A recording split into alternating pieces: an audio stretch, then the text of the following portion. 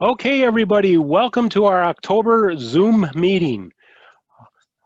We've got a lot we're going through today, a lot of announcements, a lot of different things going on.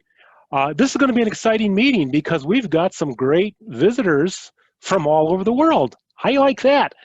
So I'm going to start off right away today with the guest.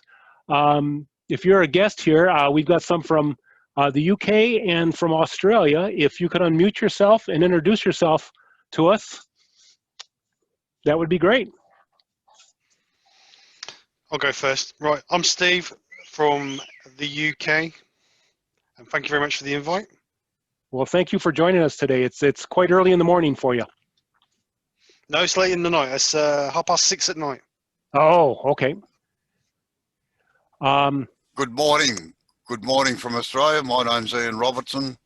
I have a professional wood turning business. We turn architectural stuff.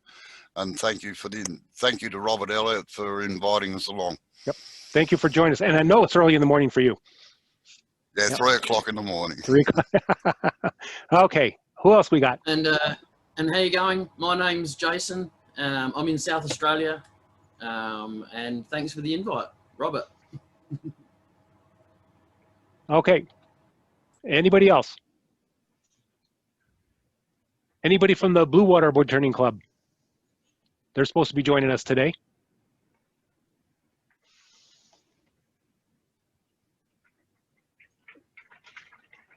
There's someone from Alaska. Yeah, John. Yes. John had a prior commitment. He was here. Oh. He just had to leave. Okay. Okay. And okay. I'm spotlighting you again. Okay. Larry got there. That's not me.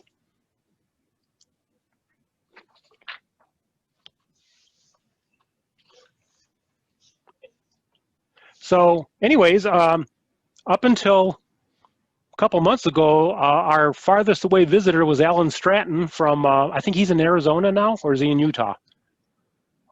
He's one of the two, but you know, now we got folks from Australia and UK. That's exciting. I really think that's great. And we're glad to have you here visiting with us today. So first item of order is it's time to start looking at renewing your dues for next year. And for our new members that are coming, or our potential new members, if you join now, your dues will carry you through to the end of 2021. So there's not going to be anything prorated or anything like that. We just give you that extra time right on through the end. So what we're going to do, we're going to do things a little bit differently because we're not meeting face-to-face. We've always had you just give us cash or a check. But we're going to be sending out an email with some links on it for a regular membership or a family membership, and we'll also have that on our website. And what that is you just click on the type of membership you want, and you enter your credit card information, and you'll be charged for it. Then if you have any changes that you want to make to your information on the database, you just let Cindy Yates know. And Cindy's contact information is in the Club Info tab on our website. So it's dues time. I would encourage everybody to get that done as quickly as possible so that our membership chairperson is not fighting with that, you know, many months into 2021. Let's get it done, get it over with, and let's move on. Any questions about that? And yeah, you have to unmute your mic if you have a question. No, I'll be submitting that letter and email to everybody sometime this week. Okay. Can you shoot a copy off to me first? Absolutely. Awesome. Thank you, Cindy. You're welcome. How much are the dues again? $40 per person, $50 for family. Okay. Okay, anybody else got questions? Okay. Next item is next Saturday's workshop for October. Mark Wallace is going to be conducting the workshop for us. And this is a classic example of what I've been saying when I ask for volunteers throughout the year. You don't need any fancy equipment. Paul Newberger used his phone and did a great demo. Mark is going to use his phone and do a workshop. And the idea is if you've got signal in your workshop, an internet connection, you know, log in from your workshop and turn with us. And he's going to show us how to turn platters. And basically, what you need is a blank for turning a platter that's 1.5 inch to 2 inches thick, and a way to make a mortise. And then Mark will get you through everything else on making a platter. I have not ever turned a platter. I've turned hundreds of bowls and thousands of pens and lots of other things, but never a platter. So I am really looking forward to this one. And we'll be sending out a link for that probably about midweek, and you'll get that in an email form. So that'll be our next workshop. And please, if you've got something that you think we would like to see, we would love to have you host a workshop or do a demo. And like I said, no fancy equipment. Chuck's even willing to come out to your house if you're comfortable with that and do the video work for you, so you don't have to think about it. Just do your turning. So please let us know. If you've got any questions about it, contact me. I can answer any questions you have about it and ease any concerns. And we'd like to see some new, fresh faces out there doing some of these demos and workshops. I am working on one myself. It's just not ready to go yet. But when it is, I'll let you know.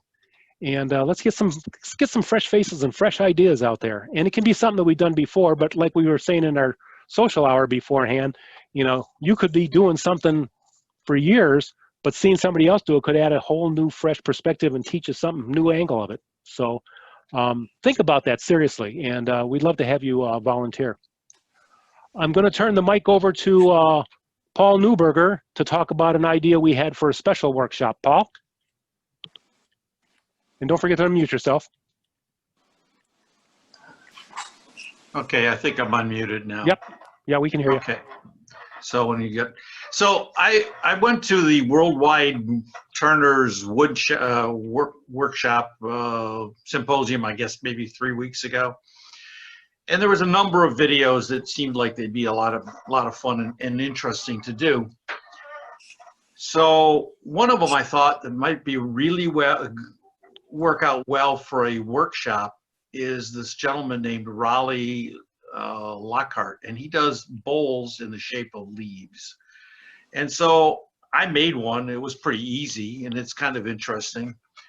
Let's see if I can get it to show up here. Kind of screwed it up with the lacquer, but you know, it is what it is.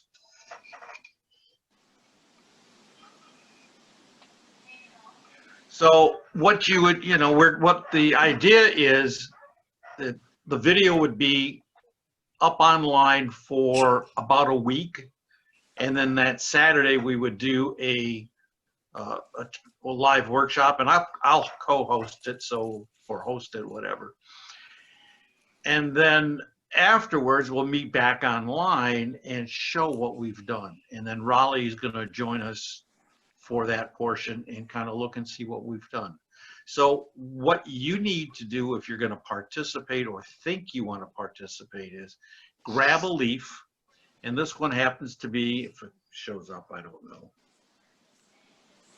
is a basswood leaf that I found yesterday walking through the woods. It's 5 by 7, 5 by 5.5 by 7, something like that. And you'll need a piece of wood, roughly, in this case, 7 inches long and 5.5 inches wide, and then pin jaws if you have them for your lathe, or some 25 to 35 millimeter jaws that you can expand, because a 50 millimeter, you're going to need about a 8 to 10 inch leaf to do something like that. So if you're interested, go out looking for leaves now, scan them so you have a black and white image, and we're going to do this workshop one day, probably in the next 4 to 6 weeks. Hope everybody's interested. Thank you, Paul. Go ahead, Jeff. Thank you. Okay. Yeah, Paul and I are going to talk offline and set a date for that, and we'll be letting you know by Facebook and email.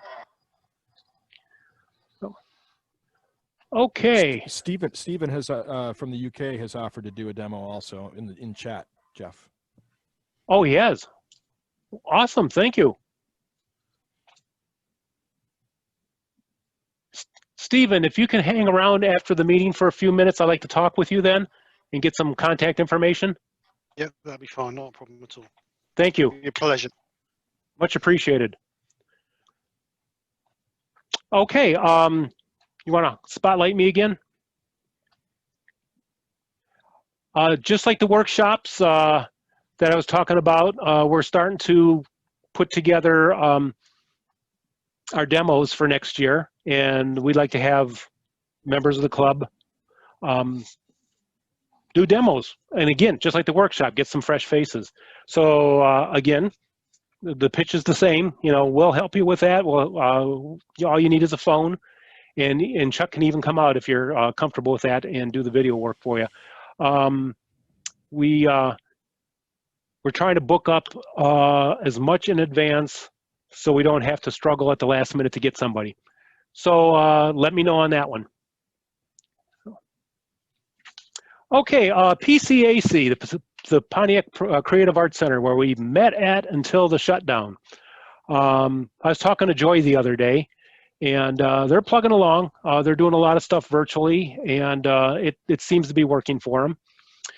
They're going to do, I don't know how many of you have ever noticed, but they have a little store of artwork created by members and other artists and so on. They're going to have a sale in their store to raise money for the PCAC. And they've asked us if any of us would like to donate any items. And the breakdown will be, if you donate an item and it sells, you'll get 70% and they'll get 30%. So I'm going to donate a couple items. And if you are interested in doing that or find out more information, you can contact them at office@pontiacarts.com, or you can call Joy. And I sent all this information out in the email. I don't want to go saying Joy's telephone number online here, but it's got her telephone number where you can contact her directly, and you can get information on how to get the items to them, when this is going to happen, and so on. So like I said, I'm going to donate a couple items to it to help them out, and hopefully they have a good, successful sale. Next item, it is October. Can you believe that? And that means we're coming up on election time. One thing I can tell you is you got a great board in the club, and I'm not just tooting my horn, I'm tooting the horn of every member of the board. They have really worked hard with me at keeping this club as vital as possible during this shutdown. I don't know where we'd be at if we didn't have Zoom going or our workshops online. And we're always trying to come up with something new, like what Paul is working on. So, but election's coming up, and that means if you are interested in a board position, you need to let us know at the November meeting. And if you've got questions about any of the board positions, you can look that up on the club info tab on our website and contact that person to get information on what they do. Nobody is dropping off the board. We're all sticking in there.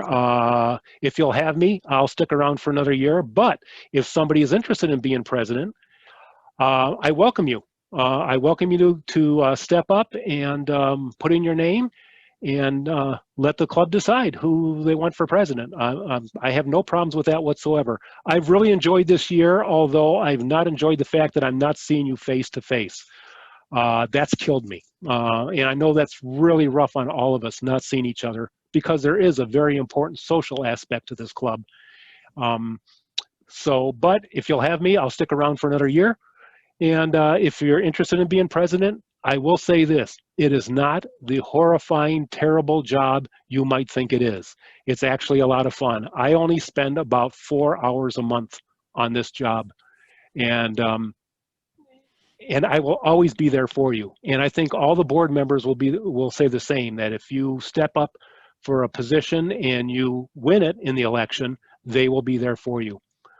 We have a lot of appointed positions, and all of them are open. Appointed positions are like the library, the store, I'm drawing a blank, our mentoring, things like that. They're all willing to stick around. However, if you are interested in that, talk to them and make your voice known. It's always good to have fresh faces. So think about it. November, we're going to ask you for nominations. And then in December, we'll do the election. And maybe instill some new members. Who knows? So we'll see then. Any questions, please contact myself or members of the board. Okay, I don't know how many of you follow a lot of channels on YouTube like I do. One of them is Alan Stratton, who visited us a couple months ago. He does a yearly Christmas ornament challenge, and he's doing that in association with Wood Turners Worldwide, who just had the big symposium. And this year, their challenge is a little bit different in that if you feel you can call it an ornament, it's an ornament. So, for instance, Kathleen showed on Facebook a Christmas tree that she is turning. If Kathleen feels she can call that an ornament, it's an ornament. It doesn't have to hang on a tree. And it doesn't have to necessarily be turning either. It can be other types of woodworking. So and what they're doing this year that's uniquely different is they want club involvement. So when you sign up to be part of this and submit your image, you let them know what club you're in. There's a form you fill out, and it has a line on there for the club. And the club with the most members that have submitted items for the ornament challenge is going to get a free demo from Alan Stratton. So I'm begging you guys, submit. Even if you don't do it for our challenge here, submit an image. I'm going to, if we get enough people, we got a large club. If we can get half of our club to do that, I'm sure we're going to get a free demo out of Alan. So you can find out all the information for it at www.aswoodturns.com/challenges. They also have a website for it where you do the actual sign up called ornamentchallenge.com. So go there, sign up. Jeff, yes. Jeff, we got a question from the chat room. Okay. Mike's asked if we can submit more than one turning to the challenge. That I don't know. I'm sure that would be on that website though. They got the rules and regulations there. Can you say the website one more time? Ornamentchallenge.com. Okay. If you're having problems with that, just go to Alan's site, aswoodturns.com, and click on challenges. You can also get the information from Alan at his wood turning channel, As Wood Turns. So they do a really good challenge every single year, and it's just gotten better and bigger every single year. So I encourage everybody, even if it's your first ornament, submit it. Well, that's enough about that one. So we have a demo lined up for November, and it's going to be Mike Foydell, and he's going to do Christmas ornaments. There you go. Since Mike's doing that, and since December is not going to be our normal Christmas party meeting, we're not going to call the President's Challenge the President's Challenge. We're going to call it the Christmas Challenge, and that's going to be an ornament like Mike turns in the November meeting. So I'm looking forward to that. I'm always looking forward to new ideas. And I've not turned many ornaments. I really haven't, and it's something I've got to do. Something I got to get on. I have become stagnant with bowls, and I think as a lot of people, we talked about this in the social hour. A lot of people become stagnant with one thing, and that's me. I've become stagnant with bowls, so I've kind of made it a point to get more active with spindle turning this year, and hollow forms and things like that. And Christmas ornaments is going to be one of them. So December. I'm really excited to say that we've got professional turner Carl Jacobson is going to be doing a demo for us. That'll be our second pro turner of the year. And if you've not seen Carl Jacobson on YouTube, you need to go to YouTube and follow a lot of his videos. They are a treat. He has got a very fertile mind and a very creative mind, and the stuff he makes is just blows me away. We don't know what it's going to be yet. We will be letting you know probably by the November meeting, but December will be Carl Jacobson as our pro turner. So, and as I said, Christmas challenge will be in place of the President's Challenge, and it'll be Christmas ornaments. So, anybody got any announcements or questions on anything that I've talked about?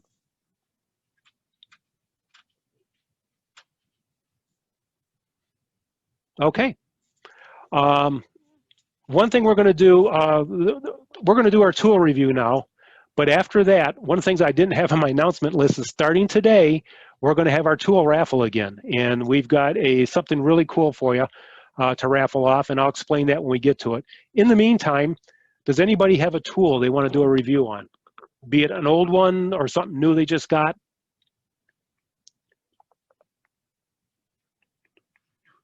And remember, you have to unmute yourself so we can hear you.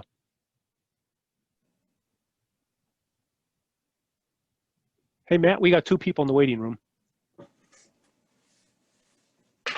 I don't see. Oh, I've got the thing. Hang on. Okay. I don't know who either of them are. One of them is iPhone. The other is GTD Blur. I'll admit this one. We'll see what happens there. Okay. Glenn McCullough has raised his hand. So go ahead, Glenn. Let me start my video. I asked a couple questions about moisture meters, and with a couple questions about the prices from $30 to $300, and a couple people mentioned that the general moisture meter was a good one. So I ordered it, actually got it during Amazon days and got it for 22 bucks. Oh, cool. But, I got this the other day, and I have some wet wood and some dry wood, and I went around the different pieces of wood and checked the moisture, and certainly is believable compared to what I just freshly cut this week versus what I've had sitting around the shop for a while that's dried. The stuff that's been sitting in here is around 8 or 10%. The real dry wood that I know was kiln dried is around 0 to 2%, and then the stuff I just cut is anywhere from 17 to 20%. So it seems like it's a good tool for a very fair price. It just shows you whether it's high, medium, or low moisture, just highlighting it if you don't care about the percentage. It's just a matter, but seems to me that it's been something I've needed and I've just been putting off, and it seems to be just what I needed, and worked great. So yeah, that's the model I've used for about 1.5 years now, and I'm really happy with it. It does a good job. Thanks. Anybody got anything else? Yeah, I've got one. Is Mike Lenowitz. Okay, let me find you, Mike. Oh, there you are. Okay. This is the Ron Brown's 40/40 grind jig, and you use it in conjunction with the one-way. I don't know if you can see this. You set it up to set your angle. Bring your bar back, and you can set the length, and then you pull that out and put your bull gouge in, and you get a perfect 40/40 grind. I'm no good at freehand, so this really helped me a lot. It was pretty inexpensive. I don't remember the exact price, but it's worth the price. Yeah, and I think he's got a special where it's like 3 things in a package now too. It's that. Yeah, he may have. Yeah. Yeah. Ron makes good stuff. He does. I've got a couple of his things, and they have helped me a lot. He's had the, oh, I don't remember what it's called.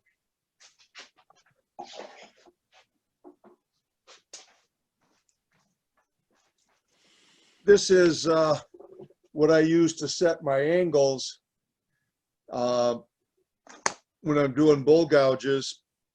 Instead of using, I think it's the Raptor. Yeah.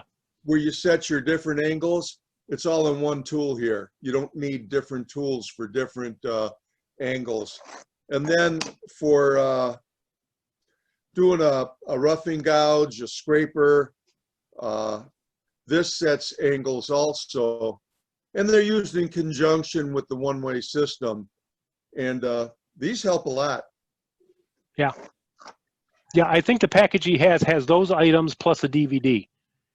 Yeah. on how to yeah. use it. So It's well worth the money. great. I've been kind of leaning towards that gauge myself. Yeah. Because yeah, I've got a Raptor because I have my gouge at 60 degrees, and I don't think that Raptor is giving me an exact 60 degrees.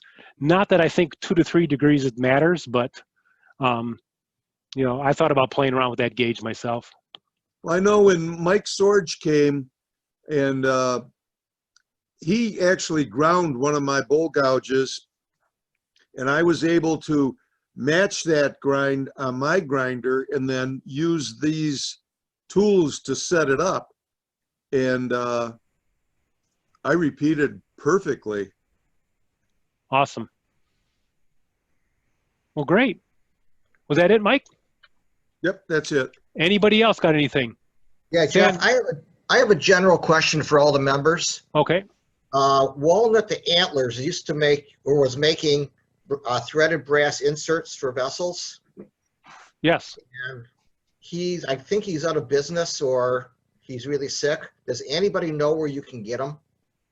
He was the only one that I knew of that made them, and he was making them because nobody was.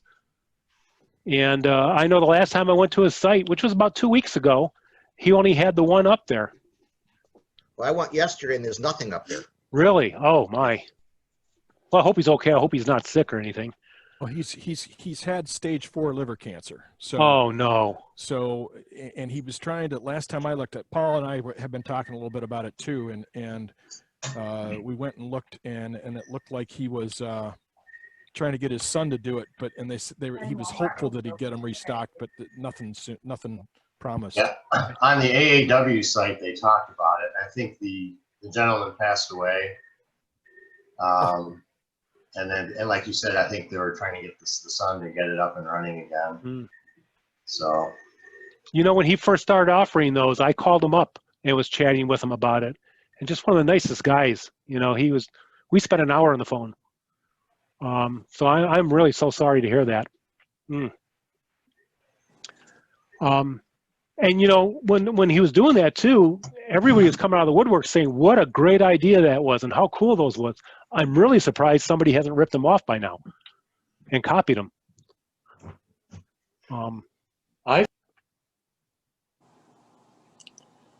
We lost you, Mark. I found that Lee Valley in their catalog has those brass threaded inserts for vessels. Oh, really? Yeah, I haven't looked at it was there in the last big catalog that I looked at, but that was 6 to 8 months ago. Okay.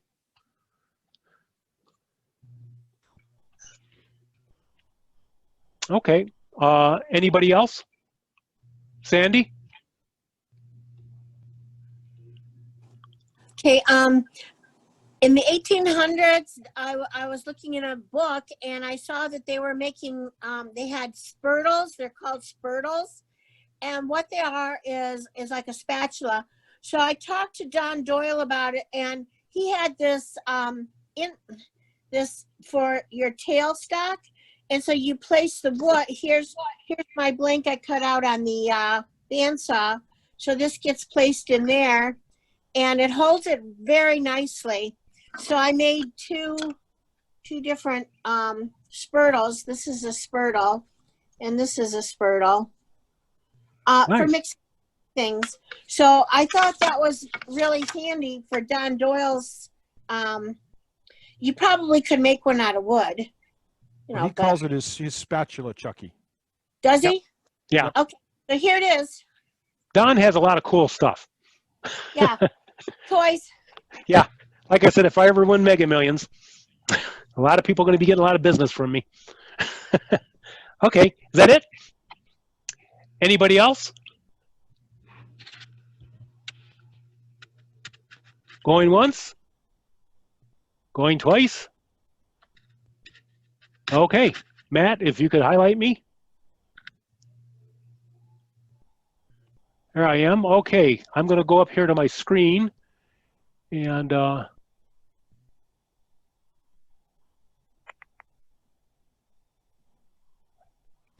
You weren't ready, Jeff? no, I wasn't. I'm trying to share my screen.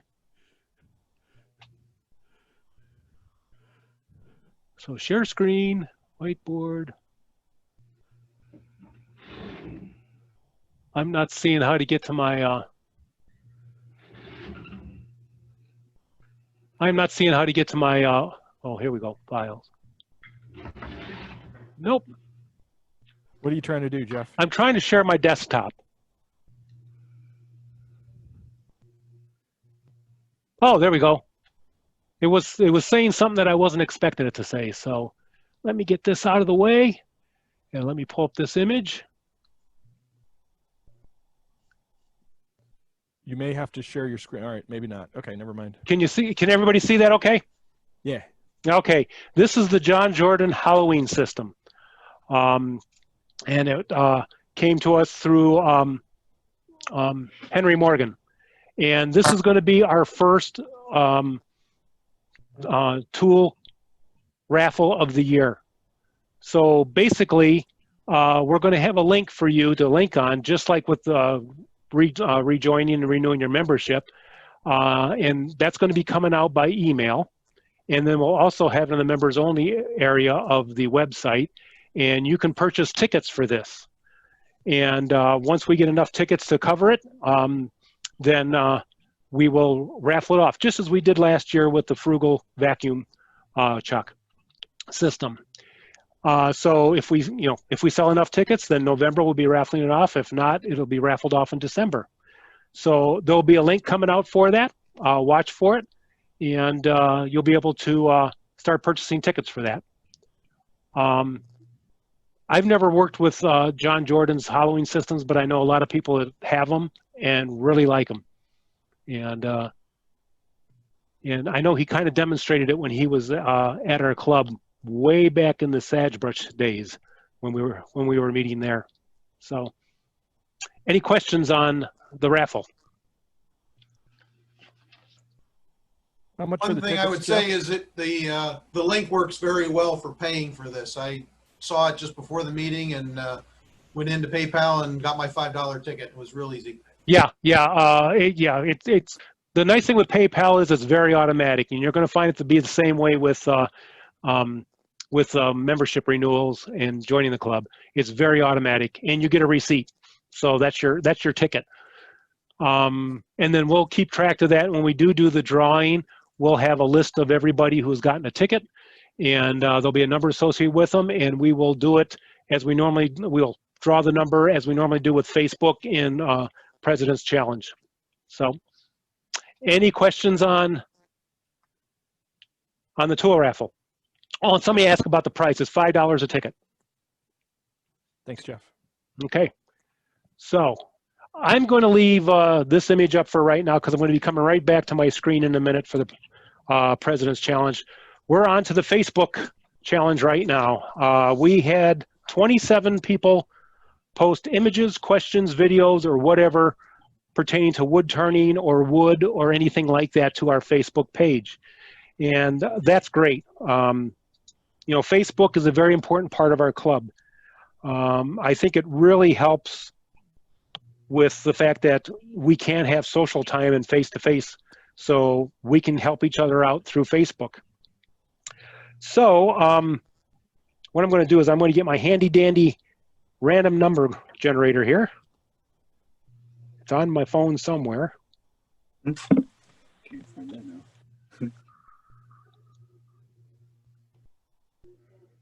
Bear with me here for a second.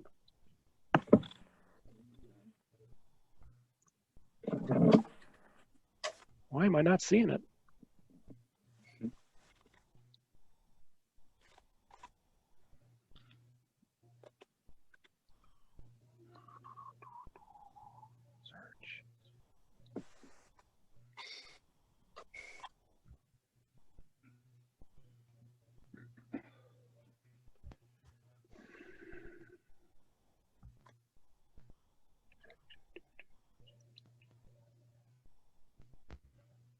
Well, this is just about as embarrassing as it gets.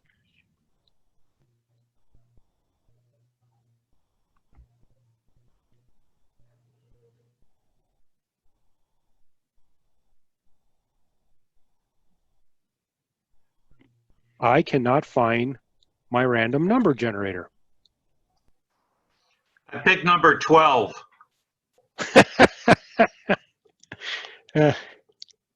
Ask Siri to find it for you. If your phone had an update, it might have gotten taken off. Yeah, it's very possible. Very possible.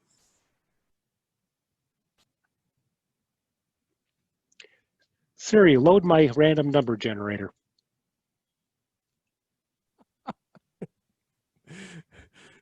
Nope. Okay, let me grab my tablet.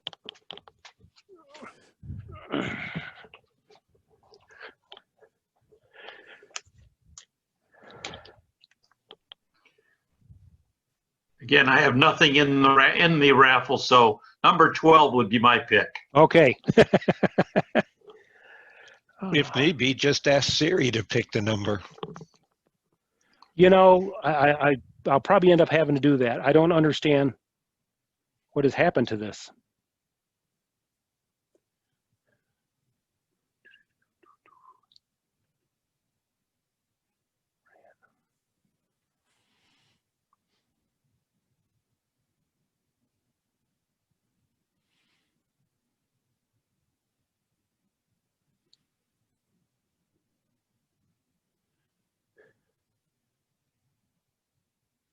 Not on my tablet either, so it is gone. So I'm going to take your advice. We had a total of 27 people. Siri, pick a number between 1 and 27. The answer is 21, number 21. Rob Friedenberg, you have won the Facebook challenge. I don't know if you're, Wonderful. is that Rob? Yep.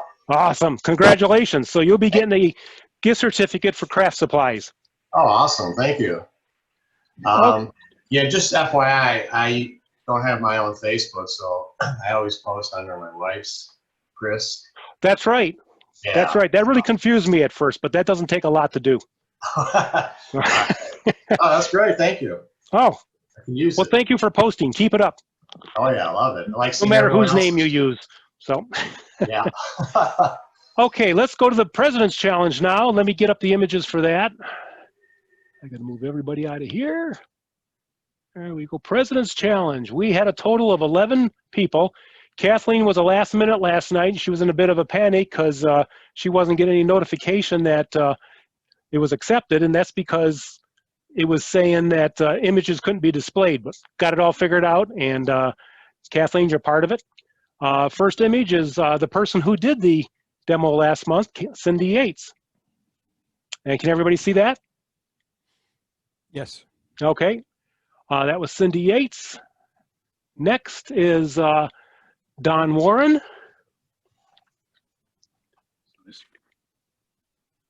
James Amonette.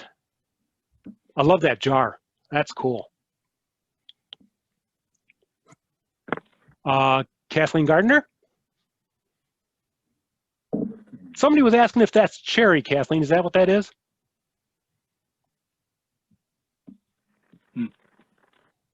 Yep.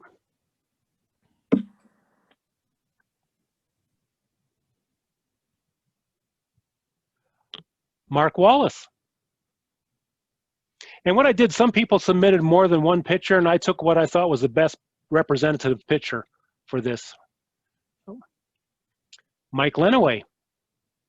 He did some texturing on his. Neil Leeds. Paul Zirkle. Paul said he didn't like it. I told him I love it. So Paul's wrong. Phil Stevens. Richard Megnick. I hope I'm pronouncing that right, Richard. If I'm not, I'm sorry. Ron Pullman. I love the wood that he used in the finial. And that is it. So we'll get Siri's help again. Siri, pick a number between 1 and 11. The number is 8. And 8 is Neil Leeds. Neil, you have won a certificate from Craft Supply. Thank you very much. Well, thank you for submitting, and thank you everybody who took part in Facebook and the President's Challenge. President's Challenge for next month will be what is being demonstrated today by Matt. And Facebook, both the Facebook and President's Challenge are active for the next month beginning at the end of the meeting today. I just encourage everybody to post, even if you just got a question, post a question. That's how we help each other out, and that's how we get the most use out of Facebook. So. And Dennis Montville has been finding all kinds of great deals for us on woodworking tools. So I'm going to stop the share. Can everybody see me okay? Yep. Okay, great. And that brings us to the most important part of the meeting today, and that is our demonstration by Matt Harber. So Matt, I'm going to find you here and highlight you.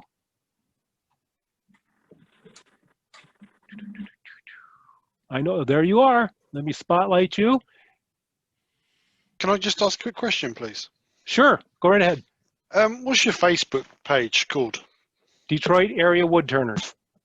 Okay, thank you. And we do have a lot of people from other parts of the world that have joined it, and you are welcome to join it. We'd love to see the work you're doing. Okay, Matt, it's all yours, my friend. Okay, this demo is about aligning a natural edge piece to get an asymmetric natural edge on your piece. So if you look at this piece, I got one side of it is longer, higher than the other side. And that's about, and all this is a simple little demo on how that's done. And it's done at the time you set up to let me switch over here. It's done at the time you set up your tenon. So let me switch to this. This is my my little bowl orientation presentation. And this is the general shape that I'm going to be turning, which is basically a pedestal bowl.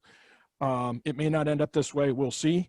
This is a cutaway view of it.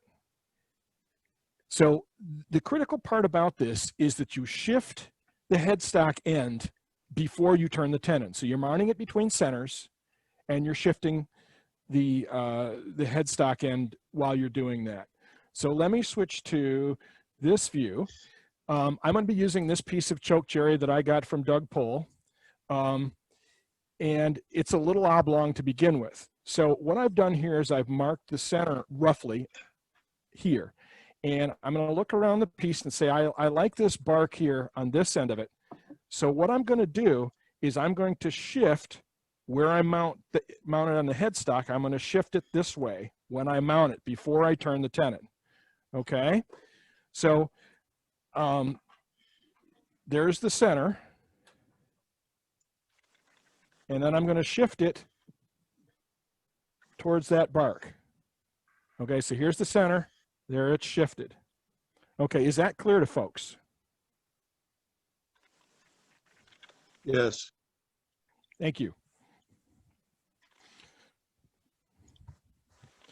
Now, while you're doing this, you're going to be taking light cuts because you're going to be cutting a lot of air. So the first thing I'm going to do is I'm going to turn this tenon. So the green part here, the tenon, is what I'm going to turn first. And what I'm going to do, and then I'm going to mount it on the tenon, and then I'm going to begin turning. And so I'm going to turn the outside first, and I'm going to use shearing cuts in midair to preserve the bark. And I'm going to turn the outside first, and then I'm going to hollow the inside, and then after that's all done, I'll do whatever's left to do at the bottom, if anything. So that's where I'm going to start. And because the piece is a little out of round, as you can see, make sure it turns without hitting the headstock or the tailstock or the tool rest, so it rotates freely.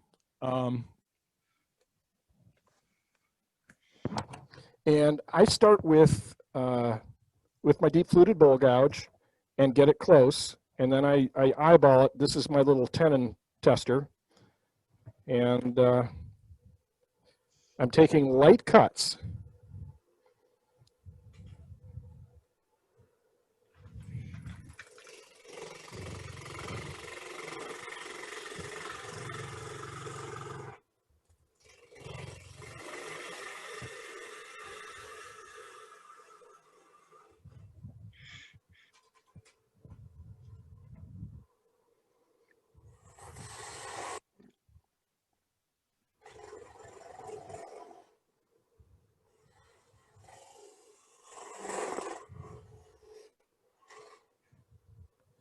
Now, because I oriented this piece strangely, or the way I wanted it to, before I even started turning the tenon has now got it on true.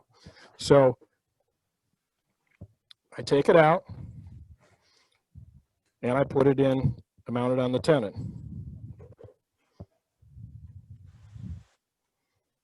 Questions so far? Yes, sir. What are the questions?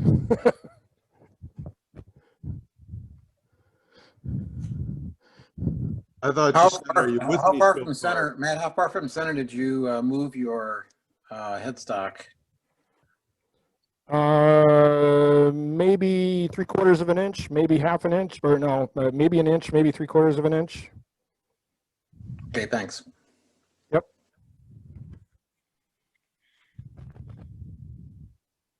Anything else? Just real quickly, why did you do the offset? What was the reason for that?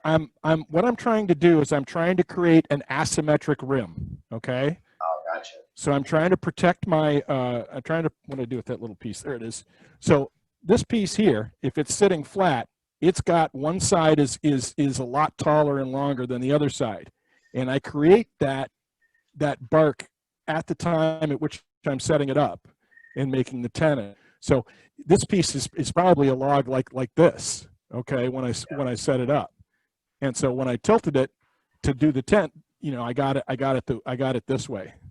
So that gives me, as you can see here, I've got one. Oops, let me switch to this. Cut. You need help.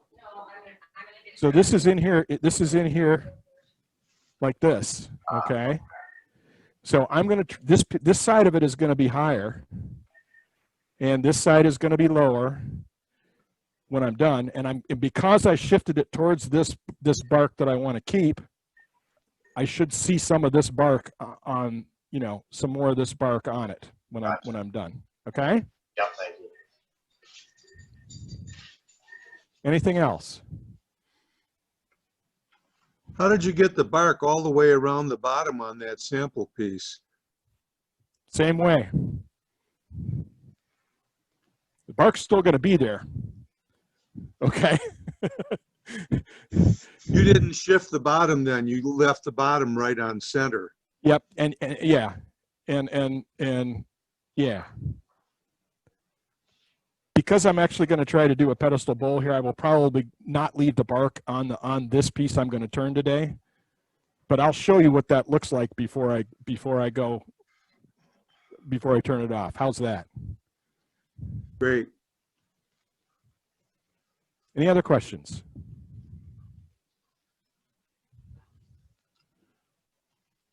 All righty then, back down in. Okay, now I am going to use, now remember, this is, because I've shifted it down to put the tenon in now, this is going to be the bottom, this is going to be the top of my piece. Now, one of the things you might notice here is this side here is a little bit hacked off from the chainsaw. So I want to try to keep the bark all the way around. So I'm going to have to turn below this, so to keep this part of the bark all the way around. So let me shift it up there a little bit. So I'm going to have to turn down here to keep the bark on. So that's how I'm going to start doing it. Hey, Jeff, if you're in, will you manage the waiting room and stuff? Or Chuck? Anyway, so that's what I'm doing. Chuck had to leave. Okay, so I'm going to be using my deep fluted bowl gouge again, okay, almost exclusively. And I'm going to be taking, I'm going to crank it up because I'm going to be turning some air. So it's going to be going fast, you know, but I'm going to be taking light cuts because I don't want to hack into this and chew off my bark. And I don't want to tear the piece off the lathe or whatever. I want to keep the tailstock in as long as I can.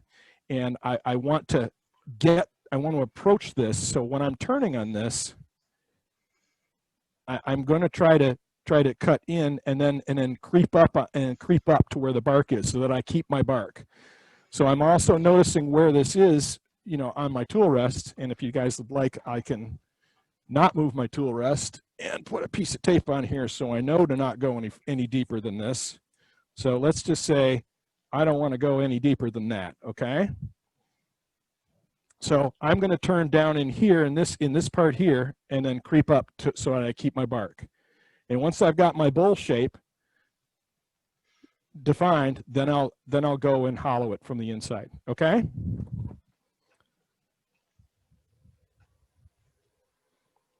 So I'm starting over here.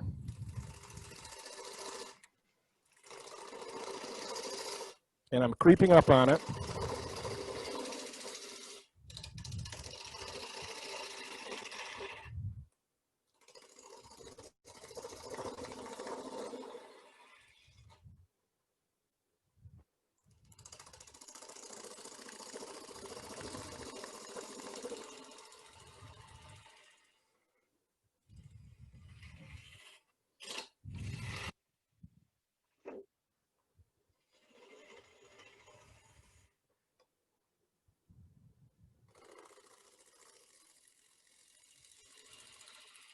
And I'm trying to make a shearing cut here.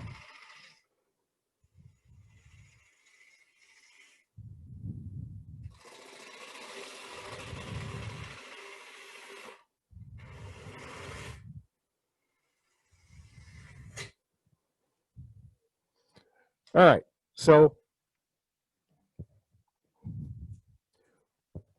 I've kept my bark on all the way around, all right? And I've got a lot of bark here because the piece was kind of oblong, and I've kept this bit of the bark that I wanted to keep. So now what I'm going to do, because I don't want to lose this bark here, this is as far as I'm going to take this, okay? So now it's time to go after what's on the inside. Questions?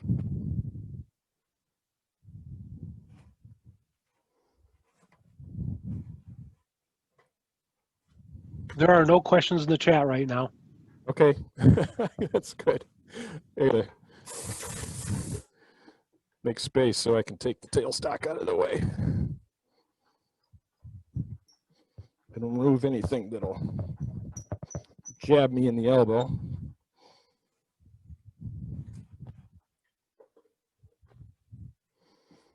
All right.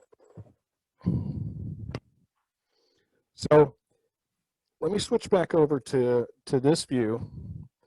So I've now made my shearing cuts on the outside, the top arrow, and now I'm going to make my shearing cuts on the inside. And one of the things I can do is I can go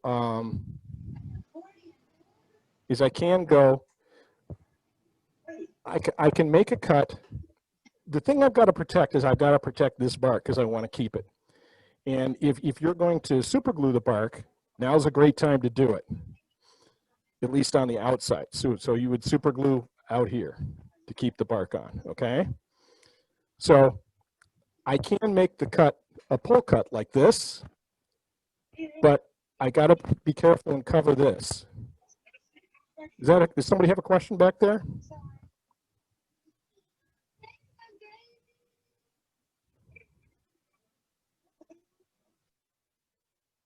No, okay. All right. So I can make a pull cut like this, but I got to be really careful when I start getting towards this bark because I don't want to chew through it. So another cut you can make is the cut like this, where I'm coming in like this and rubbing the bevel. But you also want to be careful because it's going to get thin here, and you could do the same thing. So I tend to do pull cuts, to get to where to get close, and then make a very light cut there while I'm doing the pull cut. So that's what I'm going to do here.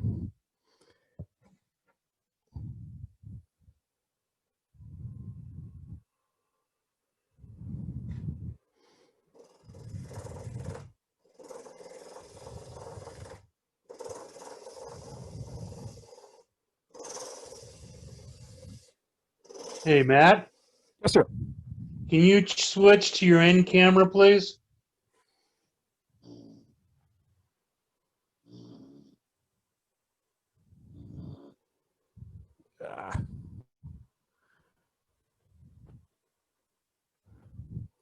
So the pull cut is coming across like this.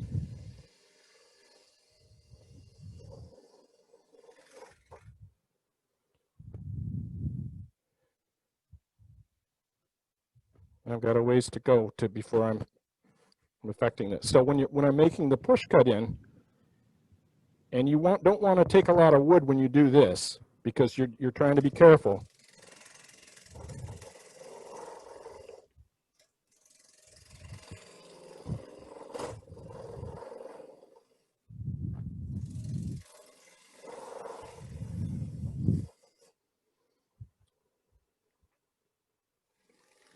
Now, when I do this cut, when I'm doing the cut towards the edge here, it's a shearing cut. I've got the handle dropped, and the cut is a shearing cut, and it gets really, really light when I get to the outside edge of the bark that I'm trying to protect.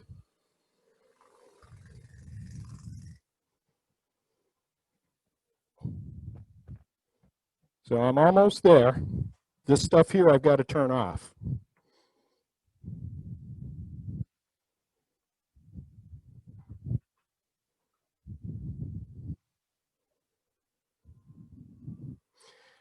Now I'm also watching the shadow of the profile that the piece is making. Whoops, and I just lost all my bark.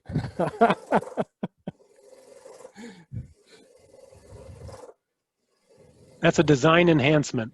That's right, that's exactly what it is. So I just lost a lot of the bark. But the small bits of bark that I wanted to keep is still there. Biography, faux bark. That's why God made wood burners. That's right.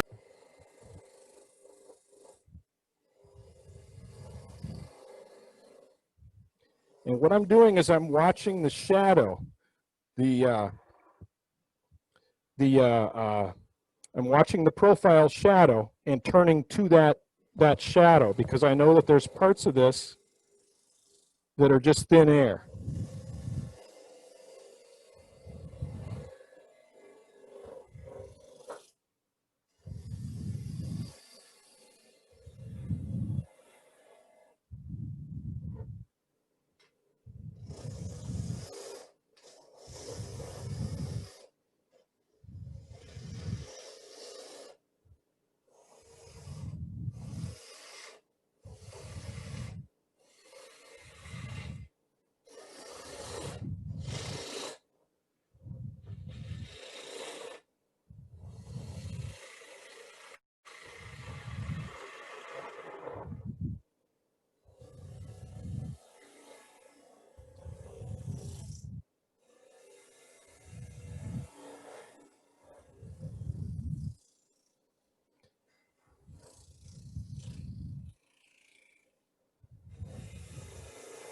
Ideally, you don't want to go back to turning the edges once you've turned them. So I'm turning about 1/2 an inch or 3/4 of an inch and doing a very light blending cut to get things. So, and this is what it looks like now. So, and hopefully I won't ever have to go back to these outside edges. It looks like I do have to come here a little bit to trim that up a little bit. It's not right where I want it yet.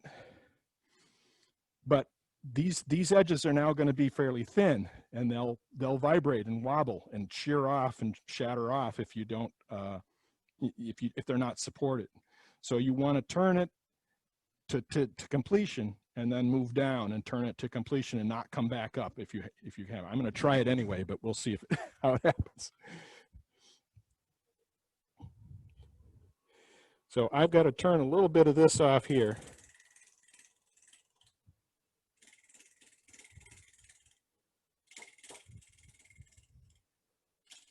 Most of what I'm turning here is air. Let's see if I got it. I did get it. I'm lucky. Okay. Life is good.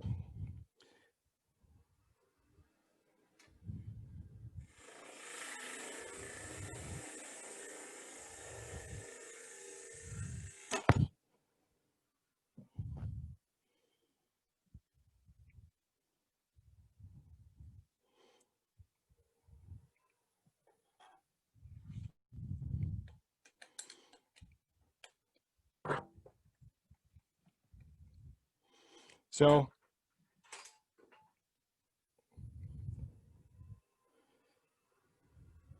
let me change this a little bit.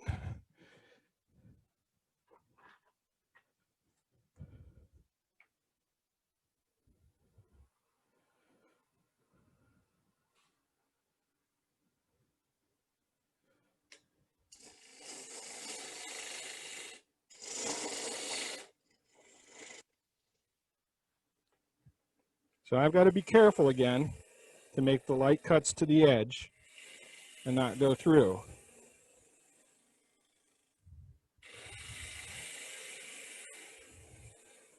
And not push hard at the edges. And when I get to the edge where the bark is, I drop the handle, raise the tip, and get a more of a shear cut, or a shear scrape right here, so it all blends.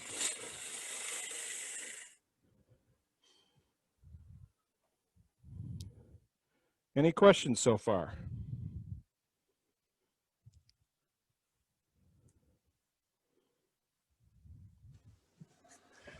Matt, if you had used CA on the bark, would it have prevented it from tearing out or tearing off? Maybe, probably. Let me switch to the other view here. One of the things you can see from the overhead is this bark has got a lot of insect trails on the inside of it here. So it was already pretty compromised. It broke off here. I retained some of it. This stuff is probably going to stick around for the whole rest of it. But if I'd put CA in here, this would probably still be here. So yes. So you use thin CA or medium? I use thin. The reason why I use thin is it wicks. Medium is a little too thick. Medium is approximately what they have in a hardware store. I use Starbond EM04, which is really thin, and I use that same stuff for when I do inlays and stuff like that because it wicks into the dust and it wicks into the wood here.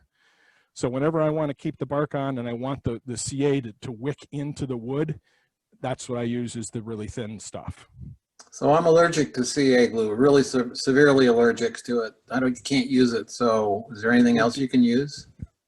Well, I mean, I clearly haven't used CA glue here, so I don't know the answer to that. I got an idea.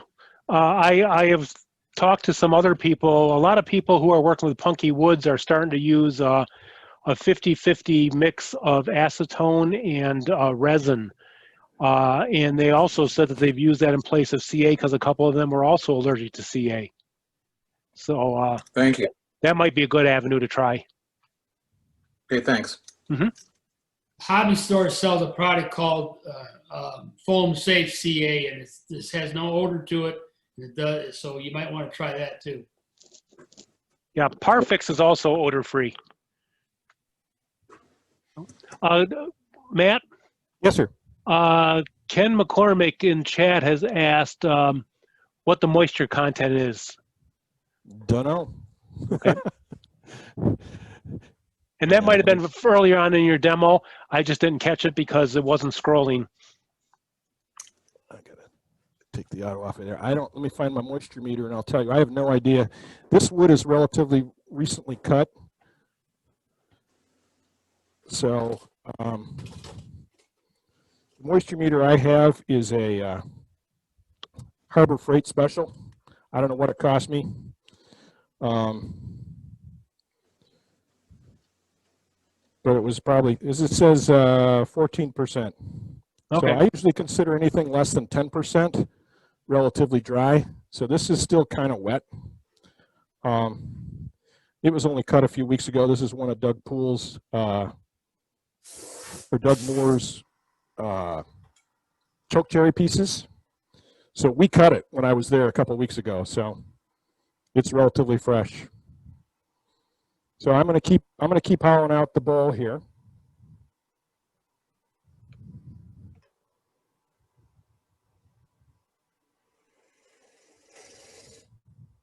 Now, one of the things you need to watch out for when you get down inside something like this is I've got natural edge sitting out here.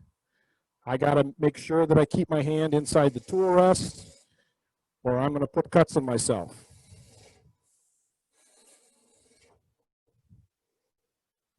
And I've got to adjust tool rest so I can get in here. So please be careful of that when you do this.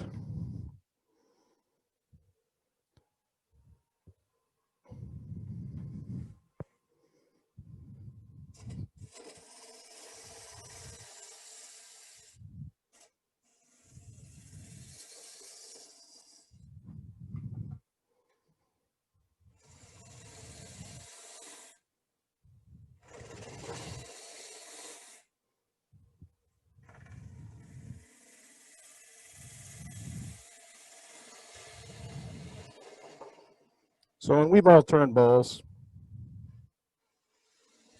And funnels. And funnels, which is why I turn pedestal bowls, because you reduce the chances of a funnel that way.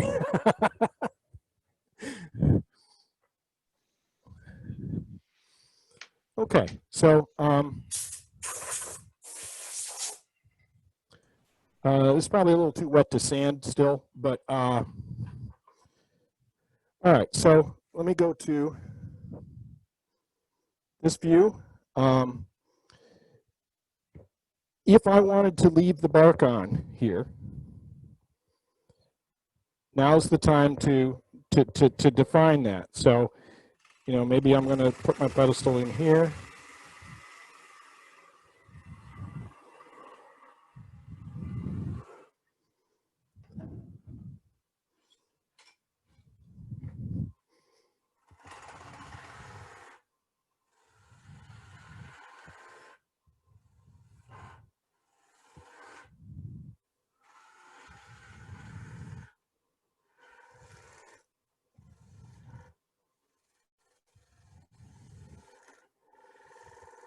The tool I'm using here is a detail gouge I've made, which is basically an old spindle gouge. Reground a little bit with the shoulders swept back.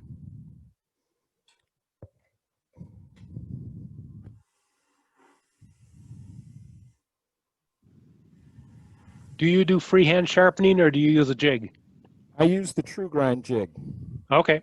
I have learned how to sharpen freehand, but I prefer to use the True Grind as I get a much more consistent grind with that. Okay, thank you. Yep. It's real similar to the Wolverine jig. So now, if I was going to leave the bark on this, this is where I would now begin to go after the bottom. So we'll see how that looks. This is a parting tool.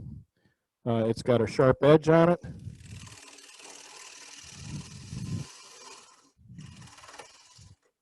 So basically what I've done is I'm basically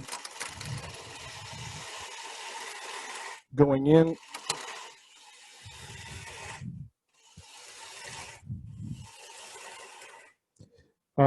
the parting tool I used is, it's got a little bit of a, I don't know if y'all can see that, but it's not quite straight across the top. It's got a little bit of an angle there on it. So what that lets me do is it lets me lead with a point. So I can lead with that point and undercut while I'm doing it.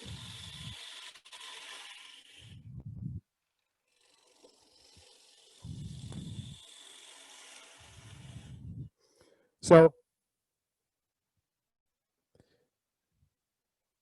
here's this piece with the bark left on it. Now, you can do this. You can leave it on like this if you like. I think that I'm going to cut this back and make it, you know, a little bit smaller and make a true pedestal on the bottom with just the wood without the bark. But this is how you would do that and leave the bark on it like that other piece I showed you. Okay, any questions on that? I'm going to take that as a no.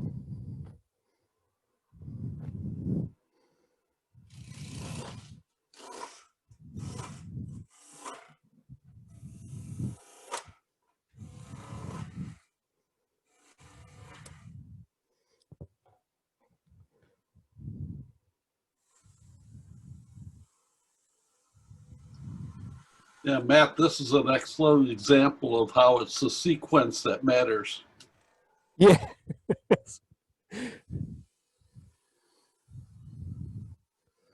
Indeed. Once you've turned past the bark, you can't put it back on.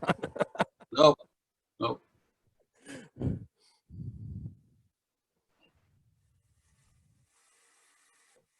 So I'm trying to put a little OG on here.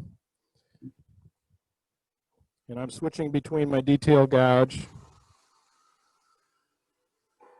and my spindle gouge, or my deep fluted bowl gouge.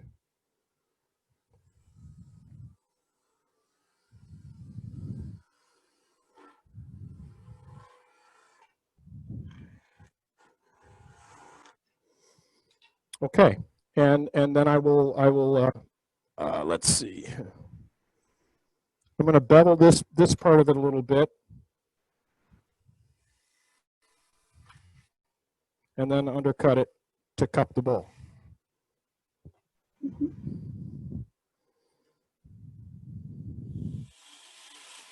And I'm a little far from there, so we'll adjust the tool rest. Make sure everything misses it.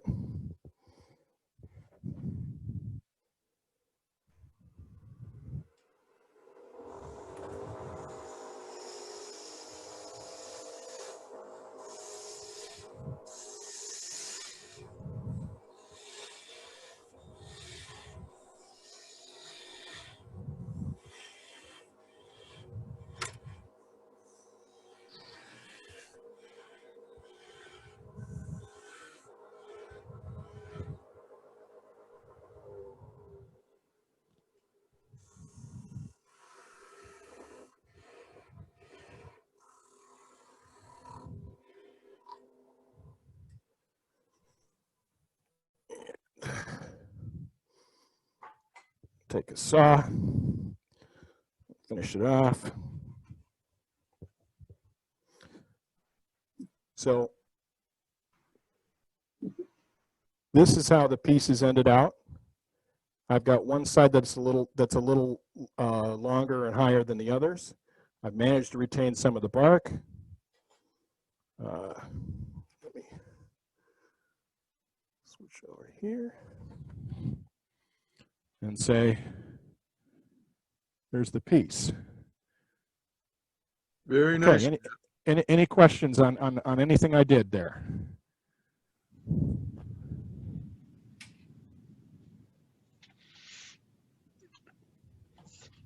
When it comes to bark, when do you sand?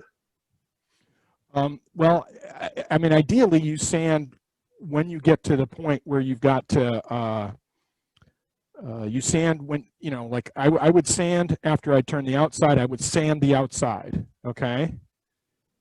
As this is still a little wet, you're going to get your sandpaper a bit clogged, but that's okay. And then after you turn the inside, then you sand the inside, and you be real careful on the rim that's now thin, okay? And you have to make sure that the angle you're coming across with the sandpaper is doesn't impact the bark, doesn't hit the bark, because you want to, you know, if it's on the lathe like this, right, turning like this, and you're sanding, you want to make sure that the way you put your hand in on the sandpaper doesn't, you don't want to roll over the edge of the bark because you'll sand it and maybe knock the bark off. So you're sand it, make sure you sand the wood that you've cut rather than the bark edges. Does that make sense, Mike?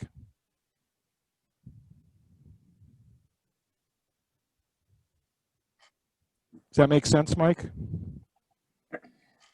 Or whoever asked the question? Must be muted. Yep, doesn't matter. Ken, the answer to your question in chat is basically I use super glue. I use thin super glue.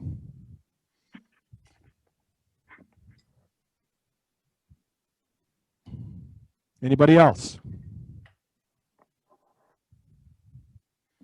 All right. Well, remember that the way that this is that you manage to get things off center is you offset it at the time you're turning the tenon when you're between centers while you've already got it offset, and that's the real key to getting it done. Okay, that's all I've got, Jeff. If there's no questions, please feel free to you can ask them later as they might apply, or email me, or write me on Facebook or whatever. Thank you, Matt. Excellent as usual. Thank you very much, Jeff. So, can you highlight me? Probably can. Yeah, Chuck had to take off. So. Oh, just me and you. I'm back. Just me and you, yeah. No, I'm back, Oh, Jeff. No, he says he's back. Okay. Oh, he's back. Okay. Welcome back, Chuck. So I'm going to turn this off. I'm just getting rid of some windows on my screen. There we go. Okay. Excellent demonstration, Matt. This has been a lot to pack into one meeting. This has been a great meeting. So we come to the point where we like to show off what we're doing. Does anybody have anything for show and tell? Yeah, I got something for you, Jeff. Okay, was that Cindy? Yeah, let me get back on camera. There we go. I did a vase. I cut down a birch tree this year. Okay, I'm trying to find you to highlight you. There you are. So I cut down a birch tree this year, and it was still a little bit wet when I started it. But it's just a vase, and I just have a insert that goes in it, and I did a little bit of carving on it. It was fun to do. I had some splitting here because it was still wet, so I just filled that in and returned it. So. Oh, that's cool. Where'd you get the insert from? I think I got it at Hobby Lobby, and it's just plastic. Okay. And it had a lid with a cap on it. I just cut it off on the bandsaw and just added it to it. So. Because I want to do something like that. I made a vase for a friend, and I told her it was a display piece, and she put flowers in it and poured water in it. Yeah, because really you can't really see it in there. No, you really can't. No. Yeah, it's just clear. And yeah, I could have cut it down even farther if I wanted to. It's just something to hold the water. All right. Anybody else? Yeah, I've got something. Okay, Mark, let's get you highlighted. Okay. Okay. Now I got to try to figure out how to turn the camera around. Where's the button? Not working. There it is. No, it went away. Okay, we'll try this differently. So I've been doing platters and I've been trying different things. So I did this one. This is, I first textured it with the chainsaw attachment on the Merlin 2 grinder. Then I sprayed it with black to get all the texture. Then I sanded off the top part so that only the texturing had the black. Then I used 2 or 3 different colors of dyes with that I sprayed on in different areas, and that's the way this one came out. Then I tried something a little different with this one. I used the same texturing, but I changed the angle so that on this one it's much finer, And so then I sprayed it in yellow, thinking, okay, because the other one was kind of dark, I wanted this one to be lighter. But then I took rolled up paper towel and dabbed on the colors. And this one looks too camo-y, and I don't like it at all. So then I tried a different one where on this one, I first, turned it flat, and then I took it off the lathe and did all the texturing with one of those rotary tool cutters. I was using it in a flexible shaft master carver, but you could do the same thing with the Dremel. So then after I got all the texturing in, I then sprayed the whole thing with, in this case, it was magenta, and let it dry. And then I took gold guild cream and, using your fingers, just put it up on top and did that, oversprayed it with lacquer, and then after that dried, did the bowl part of it. So that's how this one came out. And if you're going to attending the Saturday workshop, I'm going to be showing how I made this one, and we're not going to go over the putting on the decoration, but we are going to show how to turn the platter, how to make the shape, and how to do the sanding and that type of thing. So I look forward to seeing whoever's going to be there Saturday at 10. That's it. I'm looking forward to it, Mark. Anybody else? Me too. I hope I can be there too. Yeah, Rob Friedenberg, I've got one. Okay, let's find you here.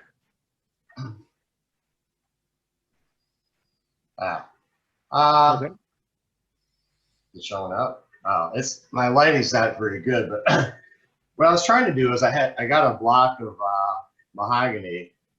It's about 6 by 6, and what I was trying to do is just leave the block as a block and just kind of gently wash the a bowl into it. Kind of more of an artsy piece maybe than a functional piece. I'll probably post some pictures because it shows up in much nicer lighting than I have got right here right now. But you can kind of see it just kind of washes in with no real hard bowl edge on it. So just something I was trying to mess around with, try something different. Well, experimentation is what it's all about. Yeah, nice piece. Nice piece. Anybody else? Yeah, seeing as people are bragging. This is a goblet that I turn.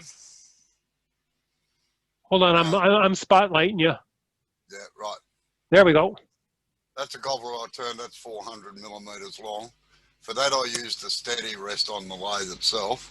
Yeah. These were done at demonstrations at clubs. So that's one. This one was done. Got a bit of a chip in the bottom, but it was crappy timber. This one was done with a center support in the tail stock, just gently holding it up here so it didn't whip. This one has got a 3 millimeter stem all the way down there. The whole thing was done with a skew chisel. Wow. That was the only tool I used on it. That was You're a done madman, as Ian. You're a madman, Ian. Those are great. That was done as a bet. One of the audience members said, "Oh, you love your bloody skew," excuse the language. "I bet you can't turn a goblet with a skew chisel." And I said, "I bet I can." And it was even hollowed out with the skew chisel, not sanded, and I won $50. I was happy. Awesome. Wow. We're not worthy. We're not worthy. Beautiful piece. Very nice. I still got to get comfortable with the skew. It still scares me a bit, but I'm working on it. After 40 odd years, the skew still scares me too. Don't worry about it. Really? Okay, good. I feel better then. Anybody else? Yeah, I've got one. Just a quick one. Okay, and this is Steve from UK. Okay. Let me, there you are. Okay. This is one of the first colouring pieces I did. Oh, beautiful. Lovely. Wow. Just black on the back Wow. with the Hampshire Sheen intrinsic colours, and then it's got 9 coats of multi-finish lacquer to give it the shine. Beautiful. Absolutely beautiful. Just, did you do the color with airbrush? yes, yeah, it's honey yellow, then a flame red with the black rims, and then it's got a black embellishing wax over the top to enhance the grain of the ash. Oh, okay. So you didn't do the black first and sand it off? No. Okay. No, I did black embellishing wax Okay. over the top of it. Excellent. That's a beautiful piece. Very nice, Stephen. Thank you. Now, Nice, are Stephen. you Thank you. spraying the intrinsic colors directly from the? Because I have some of those too. Can you spray them directly from the bottle, or do you have to thin them at all, or? No. They are pre-thinned because they're water-based. I just put them straight into my airbrush and spray them straight from the airbrush. Awesome. Thank you. Just all I do is flush out with oh, you call it de-alcohol. Is it denatured alcohol? Yeah. We call it methylated spirits. I just wash my guns out with that afterwards. Awesome. Very nice. Awesome. Okay. Anybody else? I got one, Jeff, or actually a couple of them real quick here. Okay. Is this Phil? Yep. Thought I recognized the voice. We're going to find you here. I'll keep talking. There it is. Oh, there. Okay. Good spot for it. There it is. So this is another one of those finial, or whatever you want to call it, jar lids, and I made a finial out of it, and I wanted it to be a little Halloween theme. So I made a finial and sanded it down, made a Christmas tree basically, sanded the sides down, and turned it into a candy corn with a little dye. Nice. So are we going to start the candy corn argument? I love candy corn. I like the pumpkins better. Oh, really? Candy corn. So the other thing I've got here, this is not going to show up in my wood walled room very well, but see if I get back far enough. There we go. Oh, we can see it. Okay. This is kind of an answer to Paul's talking about leaves. I did this a couple of years ago. So this is the Michigan mitten, and put a bowl in the center of that. So you can, leaves are great, but you can really do that with anything. So it's pretty darn thin. That is really neat. That's awesome, Phil. This thing, I can't remember how many ounces it is, but it's very, very light. It's a piece of mahogany. Wow. But yeah, it's maybe 1/8 of an inch. That's just cool. It's so thin that when I cut the bottom of it, I had it on a vacuum chuck, and I dished the bottom out a little so it would sit nicely. And then I took the vacuum off, and it wasn't dished out anymore. So I had to sand the dish in it. I couldn't turn it. Did you cut the mitten first before you turned it? Yes, I did. It won't hold soup. No, it won't hold anything. Well, it will for a very short period of time. That's true. Everything just kind of runs out into the lakes. What can I say? Did you cut that on a scroll saw or a bandsaw? I cut it on a bandsaw, and you can get a fairly good shape with the bandsaw. And then after you're done turning it, there's not much left of the edge, so it's easy to sand out any bandsaw marks. Okay. Oh, that's awesome. Very nice. Okay. Anything else? Anybody else? I'll pop in. Okay, and who was that? I'm actually new. I was invited by Dr. Bob, and my name is Blair Denny. I'm from Utah, and I hang out with Robbo and James and Jay. We kind of get together and have the United States Australian connection, and we just kind of work on stuff together. But Dr. Bob invited me, and thank you very much for letting me in. But I'm going to show you one thing that I like and one thing that went wrong.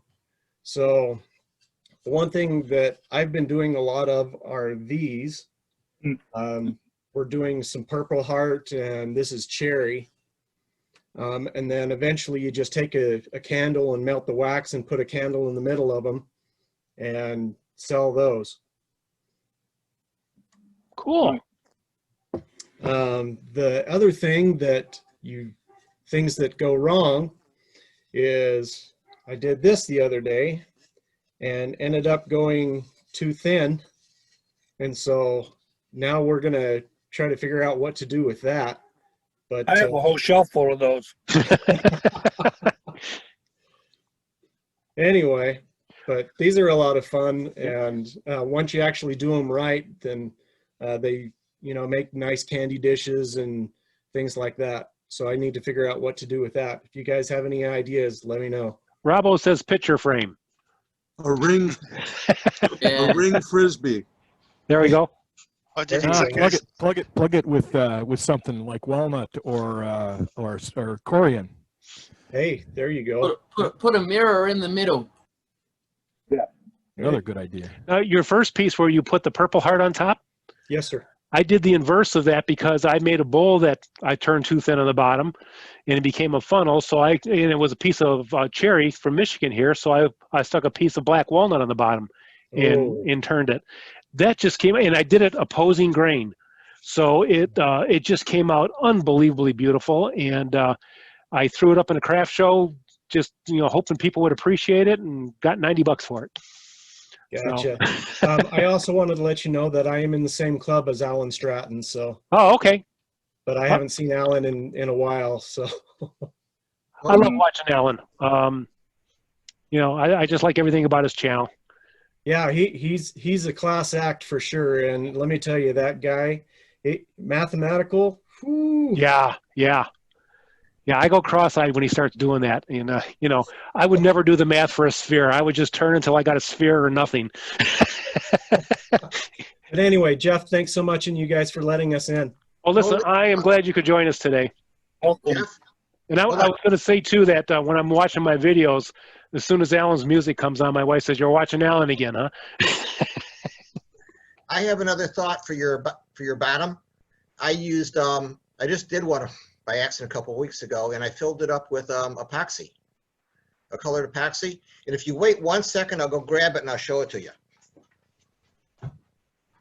Hey, Jeff, can you spotlight me again while Paul's doing that? I got another solution to a problem on a bottom. You are spotlighted. Okay. I'm not up yet. Yeah, you are. Oh, okay. Well, I'm not. There it is. Okay. So on the lid that I showed you earlier, the lid got very thin. And so the hole that went through it did not have enough to really hold my finial on. So you can do the same kind of thing with a medallion on the bottom of the bowl that he turned. But so I made a medallion on the bottom, looks like a little pumpkin face. And I used that, so now I have a place to put that finial into. So I drilled a hole in the back of that medallion. So that's a great idea. So you just extend the theme with the medallion in the bottom of that bowl that was the problem. Great. Is Blair still here? Can we see the top of that? The top of the lid you just showed? Whoop. With the medallion in it? Yeah. Go ahead back. Come back to me. Yep. Yeah. Okay. Hold it up. Hold it. We're having trouble seeing it. There it is. Okay. There we go. Okay, thanks. Okay. Cool. So that's the finial on top and then the medallion on the bottom. I love the candy corn idea. Yeah. It's kind of fun, but the first one I made, I screwed up because I made it white on the top, yellow in the middle, and orange on the bottom, and it didn't look right. So I went and found some candy corn pictures and decided, yep, I did it wrong. Okay, so now we're going to Blair again. Okay. Okay, and I'm back. Did you get your piece, Paul? There's Paul. Yeah. Okay. Okay, that's the bottom of it, and then the inside. Nice. That's like a mirror. That's beautifully really cool. done. What kind of epoxy did you use, Paul? Matthew Valentine. Matthew Valentine's epoxy. Okay. He's my new student, and he's good at epoxies. Okay. So we talked about it, and he filled it up for me. It's really it's kind of a bluish green, and he filled in the bottom, left a little recess, and just filled the inside. It flows right into it. You don't have to touch it. Nice. Very nice. Yeah, we talked about it, and then That's what we did. Hey, Matthew, Matthew, are you still here? Can you speak about the epoxy you used? He left. Oh, he did. Okay. All right. Never mind then. We can talk to him next month. Okay. Stephen did one on his YouTube channel that was unique that he kind of cowered from, but have you got it handy, No, Steve? No, it's in the workshop. That was last Thursday dinner time. I went through the bottom of an oak bowl and I put a pound coin in the bottom of it. Oh, that's a good idea. That was I used dipoxy for holding it in. Mask and taped it on the inside so the coin was flush, and then filled the mortise in the back with clear resin to hold it in place. Very nice idea. Yeah. I like to use coins because they set the date. Yep. That's a good idea. Yeah. Yep. Okay. Anybody else got something?